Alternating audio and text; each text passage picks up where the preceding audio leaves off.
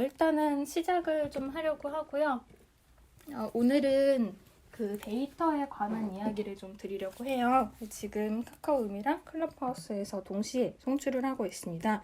새로 오신 분들도 계셔서 간단히 방 취지 소개 드리고 나서 바로 이제 오늘 이야기 드리려고 하는데요.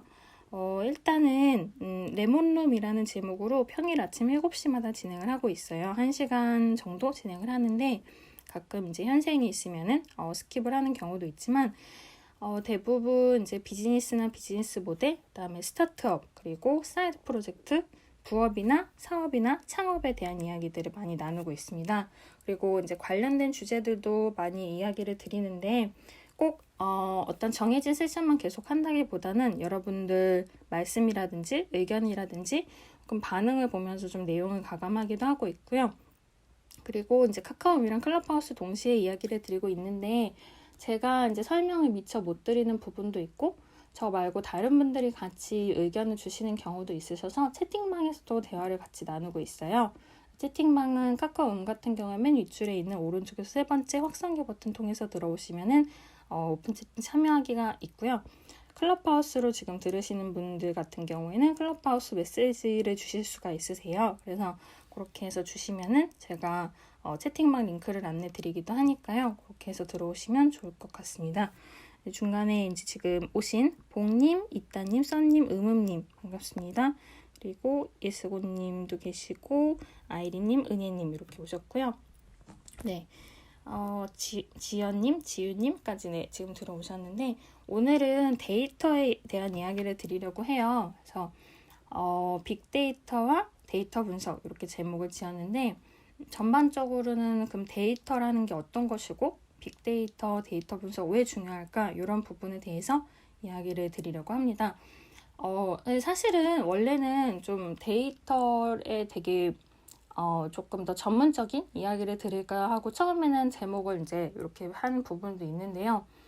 아무래도 또 이제 들으시는 분들이 다양한 분이 계실 것 같아서 너무 어려운 얘기가 되기보다는 일단은 데이터라는 개념이 어떤 거고 왜 중요하고 이런 조금 개요적인 이야기를 먼저 드려보려고 해요. 그래서 또 들어보시고 나는 이런 게 좀 더 필요한데 이런 부분들이 있으시면은 언제든지 말씀 주시면 좋을 것 같아요. 엘리님, 더유진님, 주님도 반갑습니다. 그래서 오늘은 이제 요 데이터에 관한 얘기는 취지를 먼저 말씀을 드리면요. 사실 뭐 이제 그동안에 이야기를 드린 많은 사례, 그다음에 뭐 디지털 트랜스포메이션이라고 제가 단어는 좀 어려울 수 있지만 결국 우리 일상에서 많이 접하는 모든 것들이다 얘기도 드리고 컨텐츠, 비즈니스 이런 단어를 제가 많이 쓰는데 그런 단어를 우리가 접하고 할 때 결국은 다 데이터라는 개념으로 접하게 되거든요.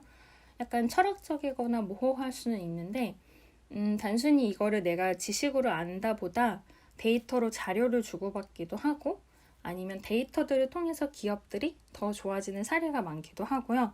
여러분들이 이 자리에서 이런 이야기를 참고로 하는 것도 결국 그것들이 데이터가 돼서 여러분들의 비즈니스에 참고가 되기 때문에 자리를 하시거나 들어보시거나 하는 부분들이 있을 것 같아요. 그래서 그게 어떤 개념인가 하는 부분들을 좀 말씀을 드리고 있고요. 네. 그게 이제 오늘의 취지입니다. 제가 근데 카카오음 같은 경우는 가끔 방이 조금 폭파되는 경우가 있으신 것 같아서 제가 그거를 좀 방지하려고 몇 번 이제 운영자 이렇게 해드렸고요. 감사합니다. 그래서 이제 그런 여러 가지 지금까지 말씀드린 많은 세션이 데이터와 연관이 있다 하는 취지에서 이제 오늘의 자리를 열었어요. 뭐 데이터라는 것이 굉장히 유행을 하고 하기도 있지만 그런 부분도 있지만 그래도 일단 근본적으로 혹은 궁극적으로 뭔가 이런 부분이어서 이제 오늘의 목차는 데이터라는 게 어떤 거고 그다음에 빅데이터라는 얘기가 많이 나오잖아요. 그래서 빅데이터가 대체 뭔가 대체 무엇이길래 사람들이 또 주목을 하는 건가?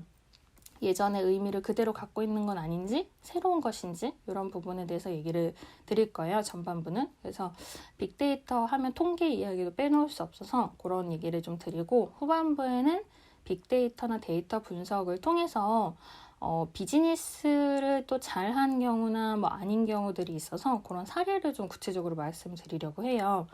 근데 이게 이제 물론 빅데이터나 데이터 분석의 사례라고 하면은 아무래도 큰 기업들이 되게 다양한 혹은 굉장히 크고 대량의 데이터를 어떻게 다뤘나가 주로 뉴스에 많이 나오기는 하는데, 제가 늘 말씀드리는 것처럼 뭐 큰 기업이니까 저렇게 하면 된다, 뭐 이게 정답이다 이런 것보다는 큰 기업이 저렇게 위험할 수 있으면 작은 기업도 위험하지 않을까? 또는 큰 기업이기 때문에 위험했다면 작은 기업은 오히려 이런 걸 조심하면 그래도 조금 안전할 수 있겠다, 이런 식으로 좀 다양하게 생각을 바꿔서 해보시면 너무너무 좋을 것 같아요.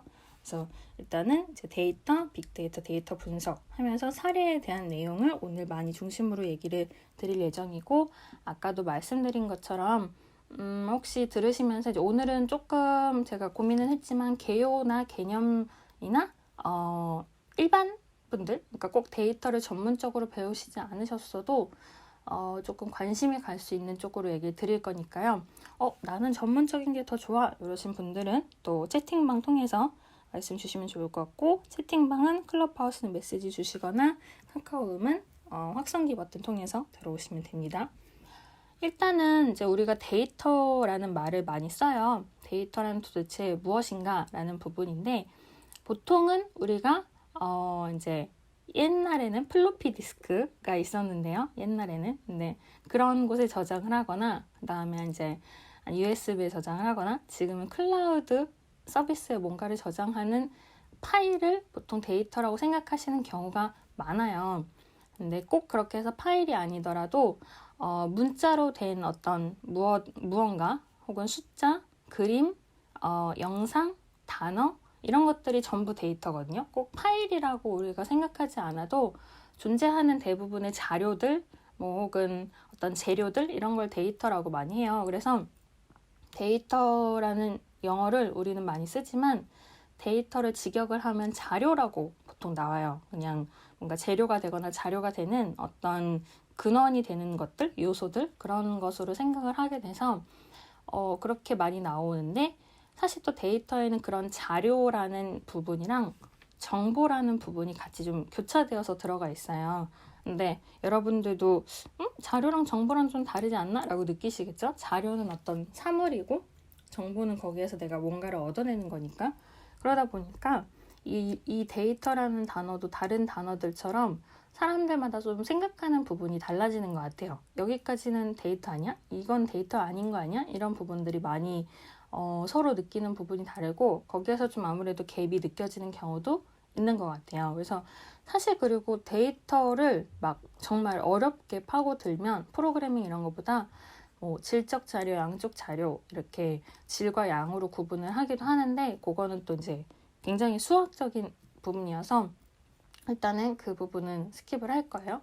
근데 아무래도 제가 지금 막 언급 드린 것처럼 데이터 하면 프로그래밍 하는 사람들의 뭔가 전유물 이렇게 느끼시는 경우도 있는데, 사실 여러분이 어딘가 사이트에 들어가서 개인정보를 넣고 하는 그 과정도 전부 데이터거든요.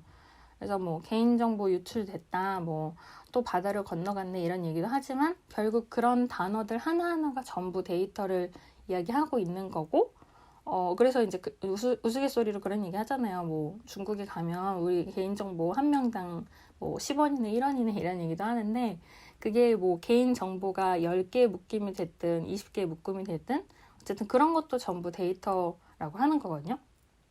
이게 조금 그 데이터 뭐지? 하시는 분들이 조금 이제 지루하실 수도 있을 것 같아요. 처음 이런 데이터라는 단어를 접하면 그냥 데이터가 데이터 아닌가 할 수 있는데, 재밌는 거는 사실 제가 예를 들어서 여러분한테 기획이라는 얘기를 하기도 하고, 컨셉이나 브랜딩 얘기를 하기도 하고, 아니면 이제 디지털화를 잘한 기업, 못한 기업 이런 얘기도 많이 드렸었는데, 결국 그런 기업들이 뭘 잘했냐면은 데이터를 분석하는 걸 잘했거든요. 이따 이제 점점 데이터 분석에 대한 얘기 나올 거지만, 예를 들면 이 사람들의 취향은 빨간색을 좋아해, 이 사람들의 취향은 노란색을 좋아해, 이런 부분들을 우리가 인지하고 그러면 노란색을 좋아하니까 노란색 제품을 만들어 볼까? 라고 생각을 하거나, 지금까지 빨간색, 노란색이라는 데이터밖에 없었네? 그러면은 뭐 신호등은 아니지만 초록색을 만들어 볼까? 이렇게 생각을 하는 것들도 그런 어떤 근거를 가지고 우리가 판단하는데 그 근거가 데이터들인 거거든요. 그래서 뭔가 그게 뭘까라고 이제 막연하신 분들도 있으실 수 있겠지만 또 어떻게 보면 우리 삶에 너무너무 밀접하게 관련되어 있는 부분이기도 하고요. 사실 데이터라는 단어가 원래 이제 데이트, 날짜에 이제 R을 붙여서 데이터가 됐다 이렇게 얘기도 하는데 결국 그런 기록이라고 볼 수 있을 것 같아요. 데이트가 이제 날짜죠. 남녀가 데이트하는 것도 데이트지만 보통 영어로 데이트했을 때 그 날짜에 A를 붙여서 명사화하는 거죠. 이게 하나하나 기록이 되어가는. 그래서 뭐 이제 이런 부분을 통해서 우리가 이제 많은 거를 분석하거나 판단하거나 하는 재료들이 되고요. 그래서 사실 제가 이제 데이터라는 이 개념에 접근하는 거는 아까 말씀드린 것처럼 느끼시기에 따라서는 그게 왜 중요하지?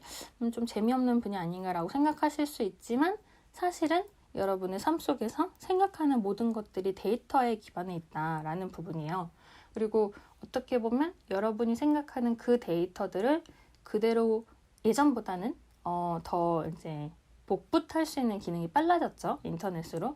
이 사람이 만약에 ABC 정보가 있어 이러면은 옛날에는 그걸 그대로 구현을 하는 게 되게 어려웠는데 지금은 데이터라는 개념을 복사하기만 하면 되다 보니까 그래서 이제 그런 데이터를 복사한다는 개념에서 옛날에 막 클론이나 그런 DNA 관련된 개념들이 나왔고 지금은 이제 조금 더 세상이 바뀌고 온라인으로 돼서 나라는 사람이 있으면 나라는 사람을 더욱 데이터화해서 구현하는 게 메타버스가 생기고 혹은 그 안에서 뭔가 활동을 하고 거래 활동을 하고 아바타가 뛰어놀고 이런 부분들로 계속 연결이 되는 거예요. 그래서 데이터가 되게 당연한 것 같지만 결국 새로운 개념들에도 많이 연결이 되는 거죠. 그리고 오늘 다루는 내용은 아니지만 돈이라든지 화폐라는 단위도 결국은 우리가 실생활에서 돈을 쓰지만 그게 또 데이터화되고 들어가면서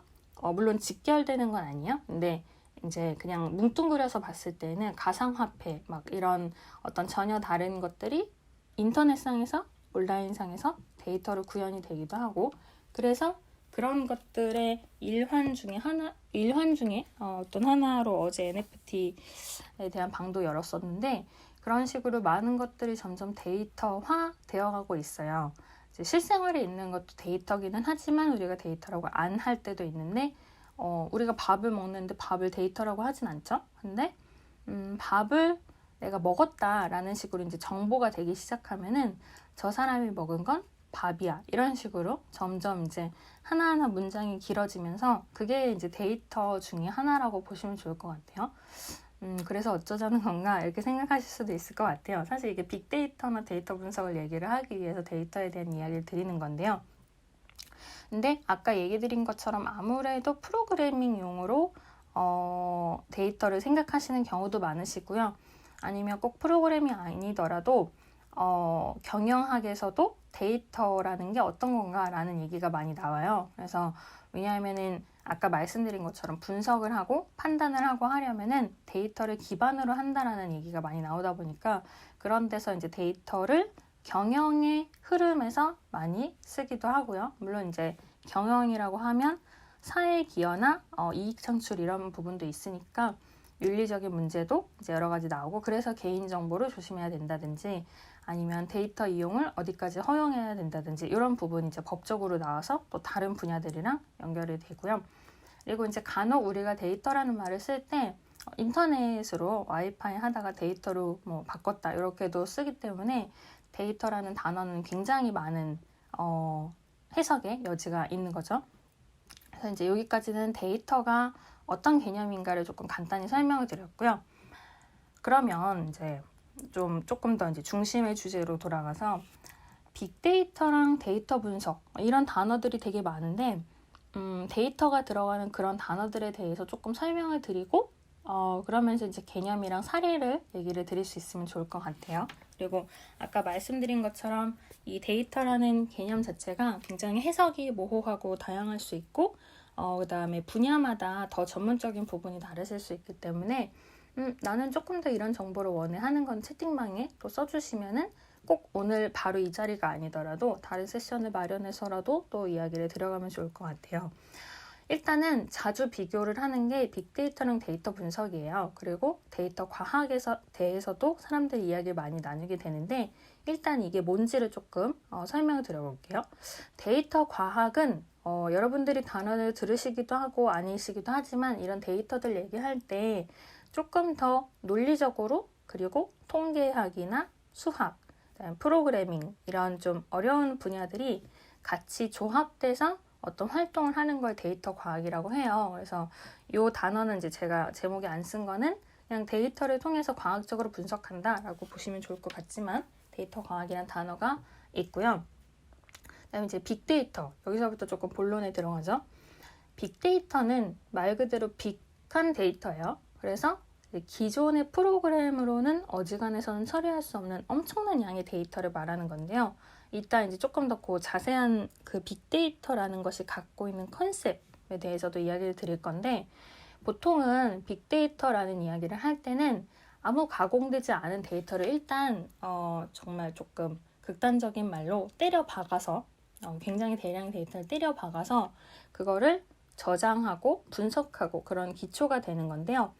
아무래도 대량의 데이터다 보니까 제가 아까 얘기 드렸던 옛날에 존재했던 플로피 디스크라든지 아니면 이제 요즘에는 많이 안 쓰지만 그래도 USB라든지 이런 어떤 작은 공간에는 데이터를 다 담을 수가 없어요. 그래서 컴퓨터가 사실 옛날에 처음 생겼을 때는 굉장히 큰 공간을 차지하다가 점점 노트북으로 이렇게 작아진 건데 그런 것처럼 오히려 이제 반대로 빅데이터는 점점 더 우리가 생각해야 될 데이터가 너무 많아지다 보니까 작은 메모리에는 저장할 수가 없고 그래서 더 큰 공간, 그 다음에 이제 기업들을 위한 굉장히 큰 저장소에 계속해서 넣어서 이제 그걸 가지고 자꾸 때려박는 다음에 조금 단어가 과격한 것 같아가지고요.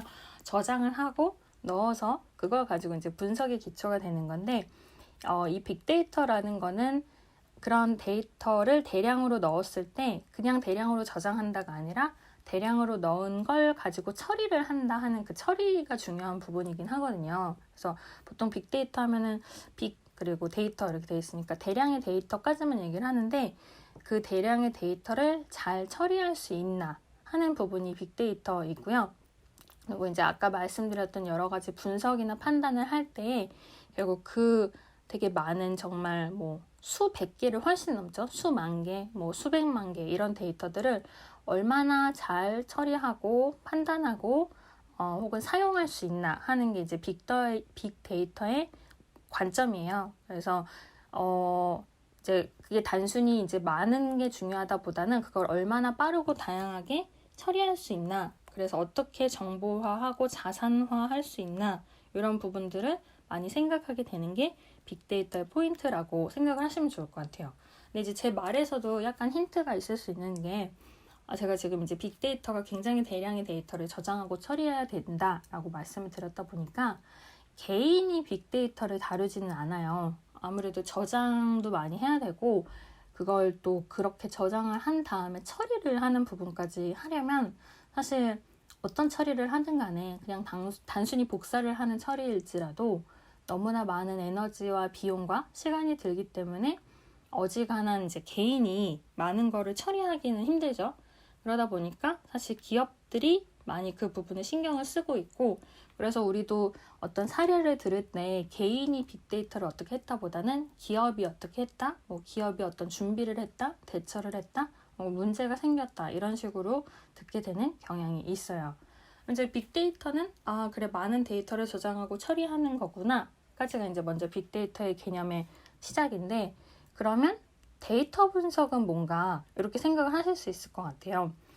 근데 빅데이터는 분석까지를 막 자세하게 언급하진 않아요. 이게 조금 헷갈리실 수 있는데 빅데이터는 대량의 데이터를 저장하고 처리한다 이런 느낌이고요.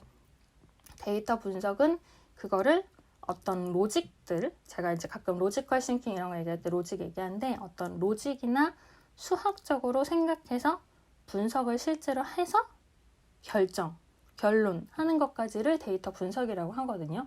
이게 뭐가 다르냐면은 빅데이터라는 말을 했을 때 물론 사람들이 뭐 기업이 뭘 넣었다, 뭐 무슨 뭐 시작을 했다, 뭐 빅데이터 신경 쓰기 시작했다 이런 식으로 뉴스들이 나온다고 해도 빅데이터 자체는 내가 대량의 데이터를 저장하고 처리할 준비가 되었다 정도예요. 분석을 했다는 내용은 아니거든요. 근데 정말 그거를 유용하게 쓰려면 이제 분석을 해야 되는 거죠. 아까 말씀드렸던 것처럼 사람들이 빨간색, 노란색 좋아하네? 그럼 초록색을 신경 써볼까? 아니면 초록색을 싫어하나 보다. 조금 따뜻한 계열로 제품을 만들어 볼까? 라고 생각하는 것들이 결국 그 데이터라는 것들을 재료로 하는 건데, 빅데이터는 그냥 이제 데이터를 어쨌든 저장하고 거기서 통계적으로 어떤 걸까라는 것까지이고, 그걸 정말 우리가 유의미하게 생각해서 분석을 하려면 데이터 분석이라는 단어를 쓰기 시작하는 거거든요. 물론 섞어서 쓸 때도 있어요. 근데 아무래도 그래서 빅데이터랑 데이터 분석이 다르다 보니까 빅데이터를 위해서 공부하거나 준비하거나 생각해야 되는 분야나 기술들이 따로 있고, 그 다음에 데이터 분석을 이용하는 뭐 분야, 그 다음에 자격증, 혹은 이제 그것에 필요한 어떤 프로그래밍 언어 이런 부분들이 달라지는 거거든요. 이 부분이 어떻게 보면 좀 재밌는 부분이에요. 그래서 빅데이터를 만약에 전문가로 하신다라고 하면은 그런 통계라든지 어떻게 저장하고 어떻게 처리할까라는 효율에 대해서 많이 생각을 하셔야 되는 반면에, 데이터 분석 전문가를 목표로 하시는 분이라면은 단순히 그런 저장이나 처리가 아니라 결코 단순하진 않지만요. 근데 분석을 하려면 이게 원인이고 이걸 결과로 잡을까? 아니면 이게 원인일까? 그럼 이 데이터들을 ABC를 묶고 DEF를 묶어서 GHI는 이런 식으로 이야기를 해야겠다 하고 계속 그 유의미한 걸 찾아내는 과정이 생기거든요. 물론 이제 또 여기서 좀 더 재밌어지는 게, 그러면 제가 지금 얘기 드린 것처럼 데이터 분석합니다 이러면은 ABC, DEF, GHI 할지 AB, CD, EF 할지 이게 굉장히 생각하기마다 분석의 내용이 달라질 수 있어요. 그래서 그걸 또 사람이 하기 힘들죠. 매번 만약에 지금 제가 A, B, C, D, F 뭐 이렇게 하면은 뭐 10개도 안 되는 거를 분류해 본 거지만, 아까 말씀드린 것처럼 이제 빅데이터를 넘어가기 시작하면 막 몇만 개, 몇백만 개 데이터가 있는데 하나하나 우리가 다 그룹핑 해보고 여기에 의미가 있을까? 저기에 의미가 있을까? 할 수 없잖아요. 그래서 또 그 데이터 분석을 하기 위해서 그런 처리 기술에 많이 기술적으로 의지를 하기도 하고요. 그리고 그렇게 이제 데이터를 넣고 처리를 하면서 여러 가지 프로그래밍 언어가 나와요. 오늘은 이제 그 프로그래밍 언어는 얘기는 하진 않을 건데, 그걸 통해서 어떤 프로그래밍 언어는 이걸 이렇게 정리해주는 기술이 있고, 어떤 프로그래밍 언어는 조금 더 보기 쉽게 바꿔주는 효과가 있어. 이런 식으로 또 프로그래밍 언어마다 특징이 달라서 그렇게 해서 또 데이터 분석의 종류가 많이 달라져요. 그래서 기업들도 이 언어를 프로그래밍 할 수 있는 사람 혹은 다른 언어를 프로그래밍 할 수 있는 사람 하는 식으로 기업 본인이 가진 데이터에 맞는 언어를 프로그래밍 할 수 있거나 혹은 읽을 수 있거나 분석할 수 있는 사람들을 나눠서 또 채용을 하기도 하거든요. 그래서 제가 지금 빅데이터, 데이터 분석 이렇게 나뉘어라고 하면서 다양한 종류가 있다고 얘기를 했는데, 너무나도 많은 데이터를 결국 유의미하게 다뤄야 되고, 제가 데이터 하지만 그게 헬스케어 기업일 수도 있고요. 아니면 여행에 대한 데이터일 수도 있고, 게임이나 혹은 이제 요즘에 나오는 메타버스에 대한 데이터일 수도 있고, 굉장히 종류가 많다 보니까 이제 점점 전문가도 더 깊어지는 거예요. 어떤 의미냐면, 제가 지난주 금요일에 마케팅의 종류 얘기를 하면서 마케팅이 막 수십 가지, 수백 가지 종류가 있고, 마케팅의 특정 분야를 전문으로 할 수 있는데, 마케팅 전문가라고 마케팅 자체를 총괄해서 전문하기는 정말 어렵다. 그건 오히려 의심을 해봐야 될 수도 있다라는 얘기를 드렸는데, 데이터 분석도 아직 그 정도는 아니지만 결국 그런 분야가 될 수 있을 것 같아요. 왜냐하면 지금 우리가 이렇게 얘기하는 동안에도 AI들이 요즘 많죠. 그래서 AI들이 그런 분석도 더 고도화되고 있거든요. 그러다 보니까 제가 지금 말씀드린 것처럼 뭐 여행에 대한 데이터 분석, 아니면 게임에 대한 데이터 분석, 이렇고 종류가 되게 다양하다 보니까 그 사람은 어떤 데이터가 와도 처리할 수 있을지라도 또 기업 입장에서는 저분은 여행 데이터를 잘하나? 저분은 게임 데이터를 잘하나? 이런 식으로 분야를 점점 나누어서 생각을 하기 때문에 그래서 더욱 분야는 다양하게 나뉠 거고 데이터 분석 자체도 종류가 다양해질 거다라고 말씀드릴 수 있을 것 같아요. 그리고 이제 더불어서 조금 같이 빅데이터 전문가가 되려면 데이터 분석가가 되려면 어떤 기술들이 필요한가 잠깐 얘기를 드리고 나서 개념 잠깐 얘기 드리고 사례 중심으로 좀 후반부는 얘기를 드려볼까 해요. 그래서 이제 결국 빅데이터 전문가가 되려면 이런 능력들이 필요하다고 하더라고요. 일단 분석 능력. 그러니까 이제 데이터 분석과는 좀 더 다르게 일단은 대량의 데이터가 있고 이걸 어떻게 처리를 할까라는 걸 생각하는 능력이 필요하다라고 하기도 하고요. 보통 빅데이터 하면 데이터가 많으니까 그냥 저장하고 처리하면 되나라고 생각하지만 어떤 데이터를 저장하고 어떤 것들을 또 처리해야 되나 이런 데서는 창의성이 많이 필요하다고도 보고 있어요. 되게 의외죠. 근데 이게 예전에 로지컬 싱킹이랑 디자인 싱킹에서 얘기 드린 것처럼 이성이랑 감성이 아니라 결국 로지컬하게 생각을 했다가 또 그 로지컬한 생각을 확산하고 수렴하는 이런 것처럼 빅데이터도 그냥 언뜻 보기에는 되게 이성적이고 논리적인 거지만 거기서 내가 이런 식으로 저장하고 이런 식으로 처리해야지 라는 생각을 하는 부분은 또 창의성이 많이 필요로 한 것 같아요. 그래서 이성과 감성은 꼭 반대가 아니라는 거는 또 같이 말씀을 드리고 싶고 그 외에도 수학이나 이따 다시 조금 언급 드릴 건데 통계, 그다음에 과학 뭐 이런 것들이랑 비즈니스 스킬까지 있어야 빅데이터를 잘 정돈할 수 있다, 전문가가 될 수 있다라고 많이 얘기를 하고 있고요. 반면에 이제 데이터 분석가 같은 경우에는 제가 중간중간에 프로그래밍 언급을 오늘 많이 했죠. 언어 어떤 프로그래밍인지는 얘기 많이 안 했지만 그래서 데이터 분석을 하려면 실제로 그 분석을 조금 더 고도화를 시켜야 되다 보니까 그런 프로그래밍이나 아까 얘기 나온 통계, 수학, 그 다음에 머신러닝도 요즘에 많이 데이터 분석의 한 가지 갈래로서 관심을 많이 받고 있는데요. 그런 머신러닝에 대한 이해도 있거나 아니면 데이터를 시각화하는 기술을 필요로 한다라고 이야기를 하고 있어요.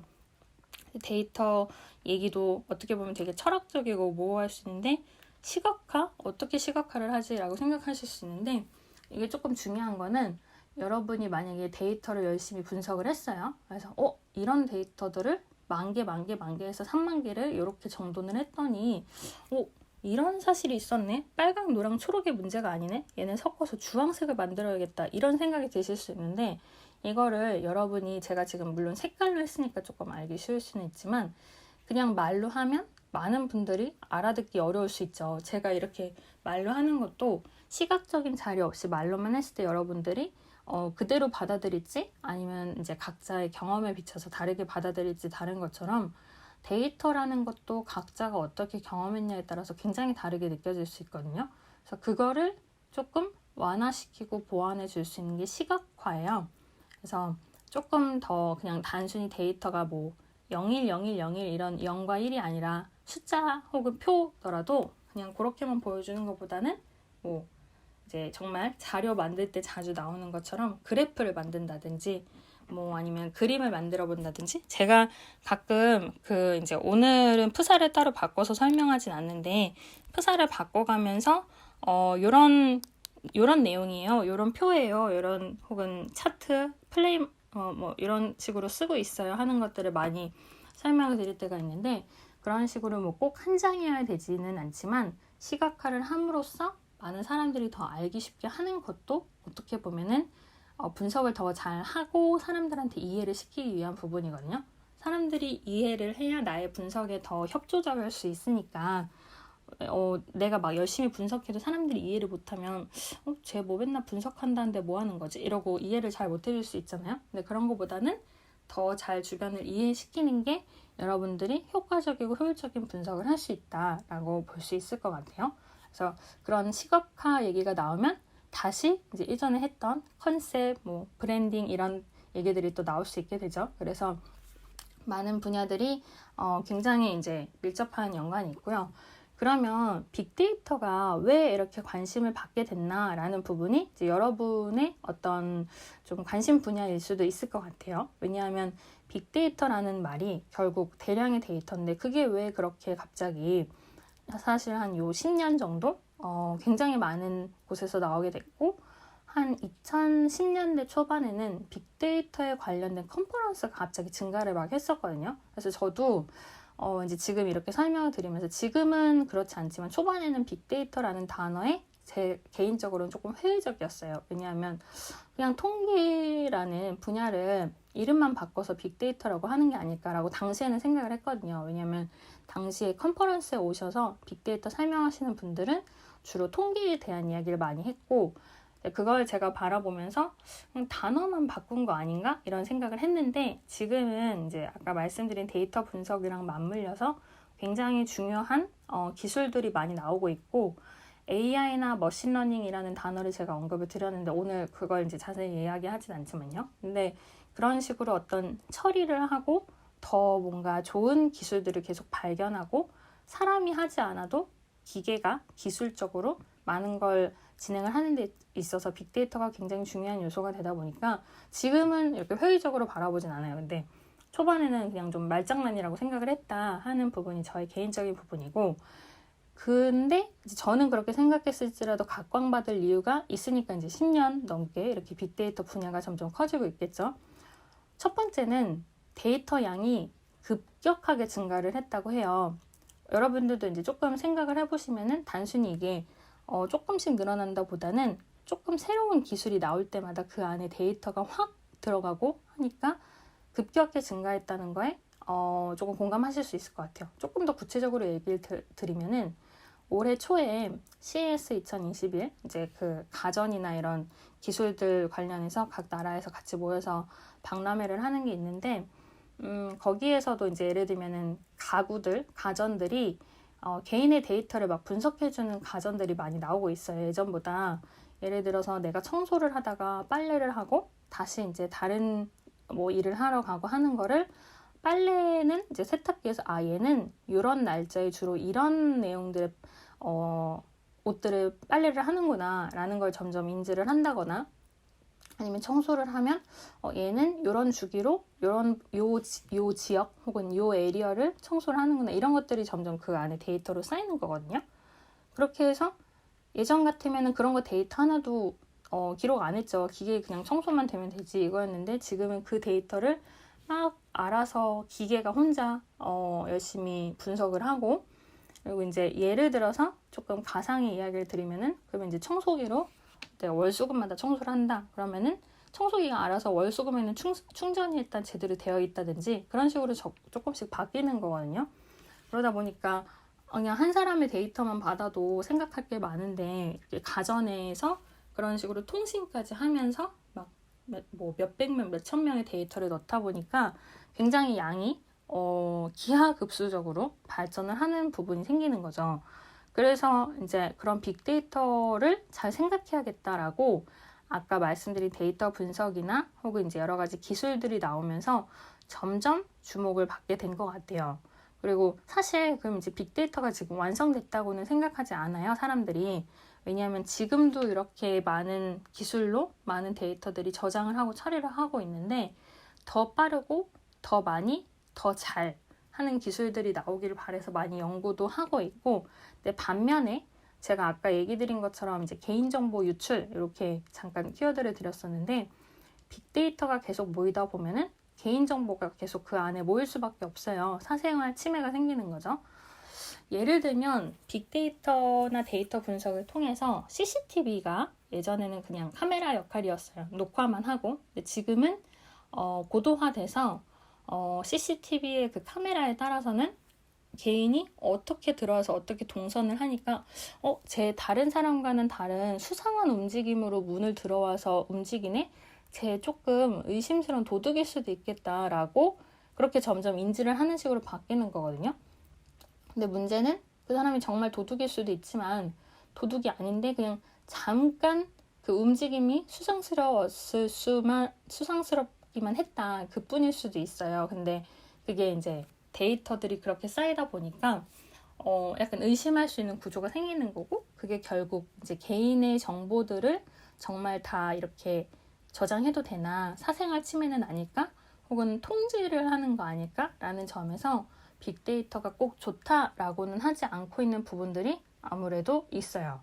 그래서 빅데이터라는 게 이제 대량의 데이터라고 얘기는 계속 드리는데, 아무래도 이제 그 기술적인 부분들도 좀 많이 있고, 그 다음에 빅데이터 플랫폼이라는 단어도 많이 나오고 있어요, 요즘에는. 그래서 단순히 데이터를 저장하고 처리하는 걸 떠나서, 제가 예전에 플랫폼 비즈니스 설명을 드린 적이 있는데, 그런 플랫폼이라는 역할을 하는 데이터들, 그리고 데이터들을 모아서 또 플랫폼으로 어떻게 사용을 할 수 있을까 하는 부분들이 계속 발전을 하고, 또 이제 그걸 우리가 활용하는 방법이 바뀌고 하다 보니까 빅데이터 플랫폼이라는 개념을 통해서 플랫폼 역할을 하는 데이터들이 많이 나오고 있고, 이게 정치로도 쓰이고 경제 경영이나 뭐 사회나 문화적인 데이터들을 분석하는 데 대해서도 많이 쓰이고 있어요. 여러분들이 접하시기 쉬운 단어 중에 이제 프로파일링 이런 단어도 있죠. 어떤 살인 사건이 있거나 사고 사건이 있을 때 이거에 대해서 프로파일링을 통해서 조금 더 나은 방식을 이제 도출해 가는 과정들이 있는데, 그런 것도 결국은 데이터를 모으고 분석해서 이용하는 부분들인 거죠. 그러다 보니까 이제 빅데이터 없이는 이제는 데이터를 단순히 뭐 모은다 이렇게 하기는 어려워졌고요. 특히나 이따 사례에서 조금 더 자세히 이야기 드리겠지만, 지난주 얘기 드렸던 마케팅, 제가 이제 마케팅 얘기 드릴 때 심리도 좀 얘기 드리고 디지털 마케팅 이런 것도 얘기 드렸는데, 디지털 마케팅이 결국 데이터를 모아서 하게 되는 부분인 거잖아요. 그래서 그런 부분들도 포함해서 우리의 삶에서는 정말 데이터는 뗄래야 뗄 수 없어진 거고, 마케팅 관한 데이터들 중에는 이제 쇼핑 얘기하는 것도 있어요. 이 사람은 주로 먹을 걸 좋아하니까 간식을 추천해보자. 이런 부분의 데이터적인 마케팅도 있고, 여기서도 빅데이터가 들어가고요. 그리고 이제 지금은 좀 코로나 때문에 애매하지만 지역 축제를 많이 하는데요. 마케팅 분석을 할 때 아무래도 불특정 다수의 취향이나 아니면 소비 패턴이나 이런 걸 분석을 해야 되다 보니까 지역 축제에서도 데이터에 관련된 마케팅 분석을 많이 하게 돼 있는데요. 이런 경우에도 이제 단순히 온라인상에서 누가 구입을 했다 뿐만이 아니라 오프라인으로 누가 어디서 이동을 하고, 또 그게 뭐 카메라에 찍히든 아니든 어떤 사람들이 무엇에 공감을 하고, 축제 같은 경우에 뭐 어떤 음악, 어떤 영상에 조금 더 반응을 한다든지, 이런 부분들을 데이터화해서 또 다음 행사에 이용을 하는 식으로 마케팅에도 굉장히 많이 쓰이고 있기 때문에 제가 지금 이제 얘기 드리는 내용들이 처음에는 조금 모호하게 느껴질 수는 있지만, 이 또한 디지털 트랜스포메이션처럼 우리 삶이랑 굉장히 밀접한 연관이 있다라고 볼 수 있을 것 같아요. 근데 아까 얘기 드린 것처럼 이제 개인정보도 그렇고 불법 데이터 사용 이런 부분들도 기업들이 많이는 아니지만 이제 가끔 실수를 하거나 혹은 악의적으로 뭔가 행동을 하거나 하는 부분들이 생기면서 개인 정보를 취급을 할 수밖에 없지만, 보다 이걸 투명하게 해야 된다 하는 식으로 기업들끼리 혹은 나라들끼리 규제에 대해서 많이 싸우고 있는 것 같아요. 그래서 뭐 쉬운 분야는 아니지만, 그리고 오늘 이제 얘기 다 못 드리는 부분에는 뭐 데이터 레이크, 데이터 늪, 뭐 빅데이터 스토리지 이런 식으로 막 전문적인 용어들도 있어요. 근데 이제 그거는 다음에 다음에 이제 다른 세션에서 설명드리겠지만, 어쨌든 그런 식으로 단어들이 많이 생성이 되고, 그걸 통해서 우리가 대화를 하는 것처럼 빅데이터라는 분야도 굉장히 다양해지고 깊어지고 있다라는 게 일단은 볼 수 있을 것 같아요. 그리고 그러면 이제 데이터 분석과 사례 얘기하기에 앞서서 결국 빅데이터란 뭔가라고 좀 결론을 내려보면은, 일단 첫 번째는 데이터의 규모가 크다. 아까 말씀드렸던 것처럼 트위터에서는 하루에 평균 1억 건 이상의 데이터가 생성이 된다고 하고요. 유튜브는 하루 평균 동영상의 재생 건수가 40억 회라고 해요. 거의 뭐 인구랑 같이 이게 거의 대응하는 수준이 아닐까 싶은데, 근데 그런 식으로 이제 데이터의 규모가 크다 하는 게 특징이고요. 두 번째는 데이터 종류가 다양하다. 아까 제가 맨 처음에 데이터 이야기 드릴 때 파일 혹은 파일이 아니더라도 영상이나 그림이라든지 여러 컨텐츠들도 결국 다 데이터의 하나이다라고 얘기 드렸는데, 다양하다는 거. 그다음에 세 번째는 제가 중간중간에 이게 굉장히 처리 기술이 빨라졌다 하는 식으로 속도, 이렇게 한 세 가지 정도가 빅데이터의 어떻게 보면 특징이고 결론일 수 있을 것 같아요. 그래서 통계학을 통해서도 많이 연구가 되고 있고 한데, 그러면 빅데이터를 과연 어떻게 활용했나 하는 부분들을 좀 구체적으로 사례 얘기를 드려볼까 해요. 제가 이제 기업명을 얘기하는 것도 있고 기업명 없이 이제 특징만 얘기하는 것도 있을 수 있는데, 물론 사례도 너무너무 많다 보니까 전부 막 자세하게 얘기 드리기보다는 이제 이런 분야가 있다 하는 걸 얘기 드릴 수 있을 것 같은데, 의료 분야에서도 빅데이터가 사용이 많이 되고 있어요. 아무래도 개개인마다 굉장히 체질도 다르고 어떤 의료 기술을 어떻게 적용을 해야 되는지도 많이 달라지는데, 뿐만 아니라 요즘에는 웨어러블 디바이스라 해서 어떤 이제 환자가 무언가를 입거나 착용을 한 상태에서 건강 상태를 감시하는 경우들이 있죠. 이제 감시라는 건 꼭 나쁜 단어는 아니고 체크를 하는 거니까요. 그래서 뭐 당연히 애플워치도 물론이지만 시계나 여러 가지 어떤 장치들을 통해서 그 사람의 건강 데이터를 체크를 하기 때문에 빅데이터가 그렇게 활용이 되기도 하고요. 은행에서도 많이 활용을 하고 있어요. 이제 단순히 얼마 저금했네? 너 많이 저금했다, 잘했다, 뭐 이자 얼마야, 이런 게 아니라 이 사람은 현금을 이렇게 넣고 이 사람은 주식을 이런 식으로 저장을 하거나 아니면 활용을 하거나 하는 부분들이 은행 나름대로는 많이 분석을 하고 있다고 하거든요. 제가 이제 직접 들어가서 본 건 아니고 이제 조사를 하면서 나온 내용들이지만, 그러다 보니까 이제 은행에서도 사람들의 데이터를 가지고 빅데이터화해서 개개인의 맞는 제한해야 될 내용, 이 사람은 돈을 이렇게 쓰니까 이런 통장, 이런 카드를 제한해야겠다 하는 부분들이 물론 그 은행에서 일하시는 직원분들이 전부 인지하고 의식하지는 못하더라도 기계적으로 많이 처리를 하고 있는 것 같아요. 그리고 이커머스에서도 굉장히 많이 쓰이죠. 고객이 이제 상품이나 서비스를 사야 되는데, 아까 제가 얘기 드린 것처럼 빨간색 많이 팔리고 노란색 많이 팔려. 빨간색 더 넣을까? 아니면 초록색을 넣어볼까? 아니면 빨강, 노랑 섞을까? 이런 생각들을 하는 어떤 기초가 되는 부분에서 이커머스에서도 많이 쓰이고, 교육이나 여행이나 이런 데서도 많이 쓰인다고 해요. 그리고 농업이나 뭐 음식업, 제가 이제 지난주에 푸드테크를 BBQ 마스터님 모시고 같이 했었는데, 그런 푸드테크 같은 음식 혹은 음식점 정보도 굉장히 빅데이터화 되고 있고, 농업도 물론이고 정부에서도 이런 부분들을 빅데이터를 많이 사용을 하고 있다고 해요. 이제 개인에 대한 어떤 정보 말고도, 예를 들어서 뭐 어떤 날에는 교통이 이랬고 에너지가 이렇게 뭐 영향이 있었고 경제가 이런 영향이 있으니까 라는 점에서 뭐 꼭 우리나라가 어떻다기보다는 전 세계의 정부가 이런 빅데이터를 많이 쓰려고 지금 노력을 하는 중인 것 같아요. 그래서 이런 부분이 있고, 특히 빅데이터 데이터 분석 열심히 한다라고 알려지는 기업들 중에 하나가 아마존이 있고요. 아마존은 워낙 다들 잘 아실 것 같아요. 워낙 많이 하고 있으니까. 그리고 스타벅스도 많이 데이터 분석을 하고 있다고 해요. 넷플릭스도 물론이고요. 이제 그런 얘기를 조금 더 드리면서 데이터 분석 살짝 이야기하고 좀 오늘 이제 정리 드리면서 마무리할 수 있을 것 같은데, 일단 아마존은 너무 유명하죠. 사실 뭐 아마존이 환불 잘 해주고, 뭐 이제 우리나라에서도 11번가에서 지금 아마존 이제 결국 결제할 수 있게 됩니다 라고 하고 있는데요. 아마존이 특히 많이 유명해졌던 게 몇 가지 포인트가 있지만, 내가 아까 말씀드렸던 먹을 거를 좀 보고 있으면 너 간식도 좋아하지 않아? 이렇게 옆에 추천을 해주는 부분들이 있거든요. 이제 물론 우리나라에서는 아직 아마존 사용이 막 활성화되진 않았지만, 그래도 접속해 보신 분들은 조금 계실 것 같은데, 그런 식으로 아마존에서 이제 이 사람은 이런 취향이니까, 예를 들어서 18세에서 45세 사이의 남성인데 외국 영화를 즐겨보네? 그리고 대략 쓰는 소비생활 패턴을 보니까 한 달에 300만 원 이상 버는 것 같네? 근데 임대주택에 사는 것 같아. 왜냐하면 이런 물건들을 사기 때문이야 라는 거를 막 아마존에서 열심히 그 기계가 생각하는 거야. 빅데이터 분석 시스템에서. 그래서 너는 이런 걸 좋아하겠구나 라고 쇼핑할 수 있는 것들을 추천을 해주고 제안을 해주는 거거든요. 그래서 아마존은 사실 가격도 이런 빅데이터 시스템에서 많이 관리를 한다고 해요.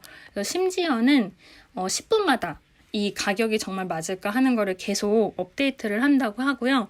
10분마다 가격을 관리하기 때문에 그걸 통해서 아마존이 매년 25%씩 더 수익을 올린다고 해요. 그러니까 기존의 수익보다 4분의 1을 더 포함한 더 수익을 올린 거를 데이터에 대한 가격을 통해서 이렇게 계속해서 업데이트를 하고 있다 하는 부분이 조금 주목할 만한 부분인 거죠.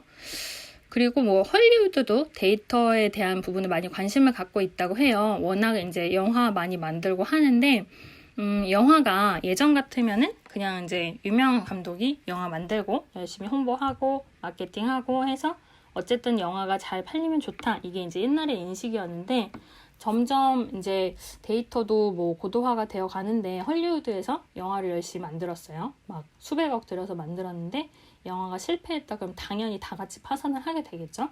그래서 마케팅 자체도 조금 더 효과적으로 해서 영화가 흥행에 실패하지 않기 위해서 계속해서 대중들의 SNS도 분석을 하고 영화 자체에 대해서도 사람들이 어떤 식으로 느끼는지에 대해서 분석을 많이 하고 있다고 하니까요. 그런 부분들도 여러 가지 데이터 분석의 어떤 부분으로 볼 수 있을 것 같아요. 그리고 스타벅스 같은 경우에는 이건 또 여러분들이 좀 들어보셨을 것 같은데 150m 안에 이제 어느 정도 상권이 스타벅스가 또 있으면 조금 피해서 만드는 쪽으로 이제 스타벅스가 그 장소를 잡거든요. 근데 이 스타벅스를 어디에 두면 가장 효과적일까는 입점 위치를 할 때 빅데이터를 많이 수집을 하고 분석을 한다고 해요. 이제 물론 우리나라에서는 또 스타벅스가 있는 이제 어떤 구획들이 있고 뉴욕을 가면은 또 이제 스타벅스가 굉장히 정말 블럭마다 있다 보니까 이게 좀 나라마다 기준은 다를 수 있을 것 같아요. 근데 그래도 어쨌든 그런 식으로 고객이 여기는 많이 오니까 혹은 적게 오니까 이 블럭에는 1개, 이 블럭에는 뭐 2개 이런 식으로 분석을 해가면서 놓고 있다고 하고요. 또 넷플릭스 같은 경우에도 여러분들의 취향을 모아서 조금 더 너 얘 이런 영화 좋아하지 않아? 이렇게 보여주잖아요. 이제 그런 부분들도 개인이 보는 영화나 영상에 따라서 많이 분석을 하고 있고 자라라는 패션 브랜드 있잖아요. 거기서도 이 자라 옷에 RFID란 태그가 붙어 있어요. 그 약간 기계를 대서 계산할 때 띡 하고 떼는 거 있는데요. 그게 단순히 그냥 이제 나갈 때 계산 안 하고 나가면 삐 하려고 붙어 있는 게 아니라 이거의 움직임을 통해서 고객들이 탈의실에서 가장 많이 입어본 옷이 무엇인지 체크하고 있다고 하거든요. 요거는 좀 알려져 있을 수도 있고 아닐 수도 있는데 가장 잘 팔린 옷이 뭐고 반응이 나쁜 옷은 이거고 그리고 탈의실에 옷이 가장 많이 들어온 패턴은 이 옷들이 많이 들어왔으니까 이거는 사람들이 많이 입어보고 이건 아니구나. 이 옷은 많이 팔리는 이거를 거기 붙여놓은 딱딱한 그 태그를 통해서 데이터 분석을 하고 있다고 해요. 그렇게 해서 이거는 많이 입어보고 관심이 많이 가니까 이런 옷이 잘 팔리겠구나를 계속해서 고객 데이터에 기반해서 정하고 있고 그래서 자라라든지 그런 패스트 브랜드 부분들이 조금 더 세일을 막 너무 여러 번 하지 않아도 재고 관리를 효율적으로 할 수 있다고 해요. 왜냐하면 처음부터 사람들이 이런 거를 잘 사고 이런 걸 잘 안 사는구나 하는 거를 꾸준히 막 분석을 하고 있다 보니까 재고로 남을 확률이 더 낮아지는 거죠. 그래서 이런 부분들이 계속해서 사례로 등장을 하고 있고 아까 제가 빅데이터랑 데이터 분석을 얘기 드렸는데 데이터 분석 같은 경우에도 많은 프로그램을 통해서 기업들이 좀 도전을 열심히 하고 있어요. 그래서 이제 오늘 미처 얘기 드리지 못하는 하지만 아까 언급드렸던 여러 가지 프로그래밍의 차이를 통해서 데이터 분석을 기업들이 많이 다루고 있고 아까 얘기 드린 것처럼 빅데이터는 대량의 데이터를 이제 저장하고 처리를 하지만 거기에서 어떤 식의 분석의 기술을 넣어야 조금 더 아마존이든 스타벅스든 자라든 더 효과적인 매출을 위해서 좋은 데이터를 얻을 수 있을까를 연구하고 그걸 가시화해서 보여주는 역할이 또 데이터 분석가의 역할이기 때문에 그렇게 해서 아까 맨 처음에 얘기 드렸던 데이터 과학, IT 기술 이런 부분들이랑 같이 어우러져서 맞물려서 많은 제안을 하거나 분석을 하게 되는 것 같아요. 그래서 오늘 이제 이런 데이터, 그다음 빅데이터, 데이터 분석 이런 부분들을 많이 말씀을 드렸는데 어떤 이야기를 드렸는지 좀 가볍게 정리 드리고 오늘 마무리할 수 있으면 좋을 것 같아요. 조금 혹시 제가 아까 미처 설명드리지 못한 부분도 있으면은 그런 것도 좀 포함해서 한번 정리를 드려볼게요. 일단 오늘은 빅데이터랑 데이터 분석에 대해서 제목을 두고 이야기를 드렸는데요. 처음에 서두에서도 말씀드린 것처럼 빅데이터나 데이터 분석 자체만으로도 봤을 때도 굉장히 많은 분야가 있지만 이게 개념적으로 해석해 볼 수도 있고 혹은 전문적으로 기술적으로 해석해 볼 수도 있어요. 그래서 많은 생각의 여지는 있지만 그래도 오늘은 조금 갑자기 처음부터 너무 프로그래밍 얘기하고 하면은 조금 재미없으실 수 있을 것 같아서 일단 개념을 좀 얘기 드리고 싶어서 그 개요를 설명드리는 자리였고요. 처음에는 제가 이제 이 취지를 설명드리고 나서 데이터라는 건 뭘까에 대해서 먼저 이야기를 드렸어요. 근데 우리가 보통 데이터 하는 거 외에도 많은 컨텐츠 혹은 생각들 그게 어떤 이제 문서화 되거나 하는 순간 데이터가 될 수 있다는 부분에 대해서 이야기를 드렸고 물론 컴퓨터에서도 나오지만 경영학이나 비즈니스나 혹은 우리가 뭐 와이파이 쓰네 마네 뭐 이런 얘기 할 때도 많이 나온다. 이제 그런 어떤 데이트 날짜에 A를 붙여서 명사화해서 기록을 데이터라고 부르게 됐다라는 부분을 얘기 드렸어요. 그리고 데이터 과학, 빅데이터, 데이터 분석이라는 어떤 이제 전문적인 단어들에 대해서 나오기 시작하는데 특히 제가 조금 더 포인트로 얘기를 드렸던 거는 빅데이터는 대량의 데이터를 저장하고 처리해 가는 그 과정들에 대해서 많이 다루고 있고요. 데이터 분석은 그거를 뭐 A, B, C, D, E, F, G, H, I로 할 건지 A, B랑 C, D로 나눌 건지 하는 이 분석의 패턴이라든지 방법에 대해서 조금 더 구체적으로 고민하고 제안하고 또 그것만으로는 부족하니까 사람들한테 보여주기 위해서 가시화하는 부분까지가 데이터 분석의 역할이기도 하다라는 부분을 아까 얘기 드렸어요. 그래서 빅데이터랑 데이터 분석이랑 비슷하기도 하고 교집합도 있지만 조금 다르게 보는 시선도 있다. 이런 얘기를 드렸었고요. 그리고 그러면 빅데이터가 왜 관심을 받게 됐나 하는 점에서 일단 데이터 양이 증가하고 근데 그 외에도 속도, 기술적으로 되게 많은 데이터들을 지금 필요로 하고 있죠. 이제는 예전에 너가 빨간색 좋아했으니까 이번에도 빨간색 살래? 이래서는 이제 소비자가 움직이지 않아요. 예전에는 빨간색을 만약에 구매를 했다고 하면 너의 취향을 봤을 때 이 다음엔 주황색을 좋아할 것 같고 그 다음엔 노란색을 좋아할 것 같아. 뭐 무지개는 아니지만 이제 그런 식으로 어떤 단계를 막 열심히 고민해서 하는 게 소비자가 더 좋아할 수도 있기 때문에 그런 식으로 뭐 마케팅이나 혹은 기획 관점에서도 데이터가 많이 쓰이고 있다고 보시면 좋을 것 같아요. 그래서 이제 그런 빅데이터 자체가 대량의 데이터들을 처리하다 보니까 관심을 많이 받게 됐지만 우려되는 점은 아무래도 데이터를 그렇게 많이 모으다 보면 개인정보가 계속해서 모이게 되고 그 개인정보가 정말 안전할까? 투명하게 관리가 될까? 오히려 통제를 하는 건 아닐까? 오히려 어떤 고정관념 안에 사람을 가두는 건 아닐까 하는 생각에서 많이 우려도 하고 있고 그 우려를 없애기 위한 연구도 계속해서 개발을 하고 있다고 보시면 좋을 것 같고요. 더불어서 이 빅데이터라는 것 자체는 결국 특징이나 결론을 봤을 때 규모가 크고 종류가 다양하고 속도가 빠르다. 그래서 기하급수적으로 늘어나고 있고 우리가 빅데이터라는 단어를 점점 귀에 많이 듣게 되는 이유이기도 하고요.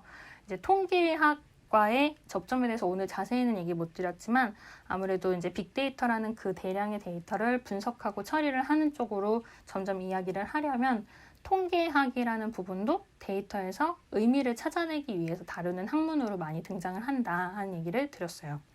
그리고 이제 사례를 조금 얘기 드리려고 뭐 의료라든지 은행이라든지 혹은 이커머스에서 어떤 식으로 쓰이거나 아니면 그 외에도 뭐 교육, 여행, 뭐 음식업, 농업, 그다음에 정부에서 관리하는 많은 자원에 대한 부분들도 빅데이터를 통해서 관리를 하고 있다라는 부분을 얘기 드렸고요. 근데 빅데이터 아까 이제 제가 미처 얘기 드리지 못한 부분 중에는 빅데이터 활용을 그럼 왜 하냐 하면은 현재 상황을 정확히 파악하는 것도 중요하고 그다음에 해결책 이제 어떤 고객한테 뭐 제안을 드리는 걸 제가 자꾸 예시를 들고는 있지만 꼭 고객을 위한 제안을 하지 않더라도 해결책을 찾는 데에서 빅데이터가 활용이 많이 되고 있고, 사실 이 방의 취지도 어떻게 보면 여러분들이 창업을 하거나 스타트업을 운영하고 계시거나 아니면 추후에 투자를 하거나 사이드 프로젝트를 만들어가는 과정을 많이 전제로 하고 이야기를 드리고 있는데요.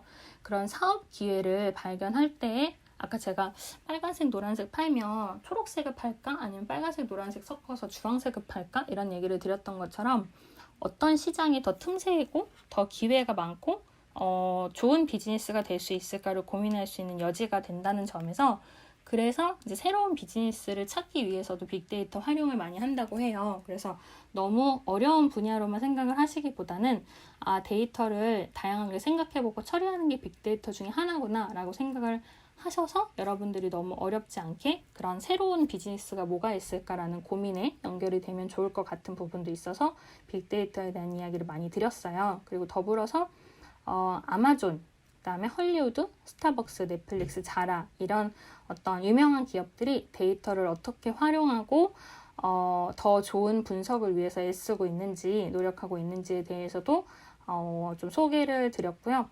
그리고 이제 데이터 분석을 기업들이 왜 하는가에 대해서 중간중간 설명드린 것처럼 예전에 있던 데이터가 아니라 더 나은 비즈니스, 더 나은 마케팅 혹은 더 나은 고객 분석을 통해서 더 좋은 기획을 만들기 위해서도 많은 연구를 하고 계속해서 정보를 수집해서 빅데이터라는 혹은 데이터 분석이라는 기술을 통해서 많이 연구를 하고 활용을 하고 있다. 근데 물론 가끔 실수를 하거나 혹은 악의를 가지고 데이터를 쓰는 기업들도 있기 때문에 문제가 되기도 한다라는 부분을 얘기 드렸어요.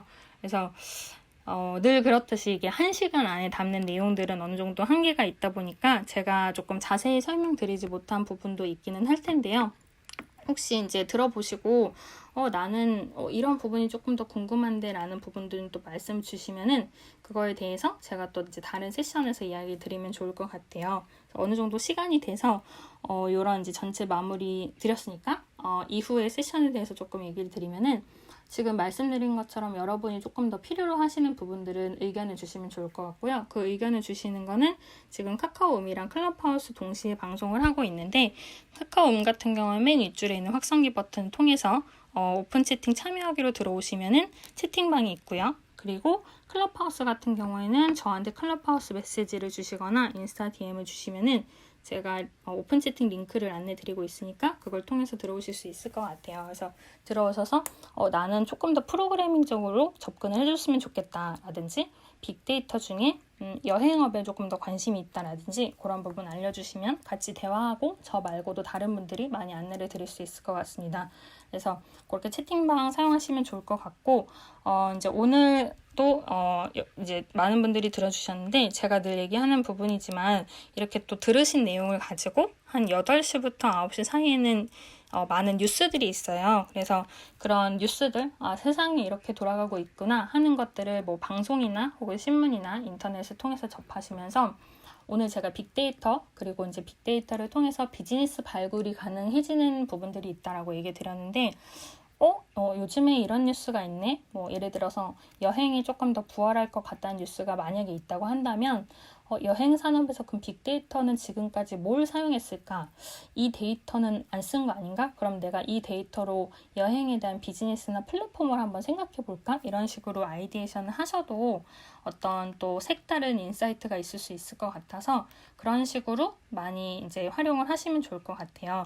그래서 뭐 매번 드리는 얘기는 해서 여러분들이 조금 어쩌면 지겨운 문장일 수 있는데, 비즈니스에 정답은 없다 이런 부분이 있기 때문에 정답보다는 최적의 답을 찾아가는 과정에서 여러분들이 또 많은 생각을 하시는 계기가 되면 좋겠습니다. 그래서 오늘도 이렇게 아침 일찍부터 많은 분들이 들어주시고 계세요. 클럽하우스랑 카카오음에서 양쪽에서 들어주고 계신데, 이른 시간 어쩌면 출근 중이실 수도 있을 것 같은데 이야기 들어주셔서 너무너무 감사드리고요. 또 필요한 정보들은 오픈 채팅방 통해서 저도 이야기 드릴 수 있으면 좋을 것 같고, 이제 끝내는 타이밍에 들어오신 분들은 제가 막 많은 이야기 드리지 못해서 너무 아쉬워요. 근데 또 평소에 평일에 아침마다 방송을 하고 있으니까 지금 막 들어오신 분들은 또 채팅방이랑 다음 방송에서 또 말씀 나누면서 이야기 나눌 수 있으면 좋을 것 같습니다. 어제부터 좀 비도 오고 날씨가 좀 이상한데요. 그래도 우산 늘 챙기시고 그다음에 무엇보다 중요한 거는 아침, 점심, 저녁 식사 챙기시고요. 오늘도 들어주셔서 너무너무 감사드리고 늘 들어주셔서 저도 열심히 할 수 있는 것 같습니다. 그래서 또 많은 부분 인사이트 되시면 좋겠고요. 오늘 하루도 너무너무 좋은 하루 되시면 좋겠어요. 모두 이제 현생 화이팅 하시고 방은 8시 됐으니까 이 상태를 닫겠습니다. 네, 이모티콘 지금 쏘아주시는 분들도 너무너무 감사드리고요. 그러면은 오늘 좋은 하루 되시고 방은 닫을게요. 네, 이모티콘 너무 감사합니다. 3, 2, 1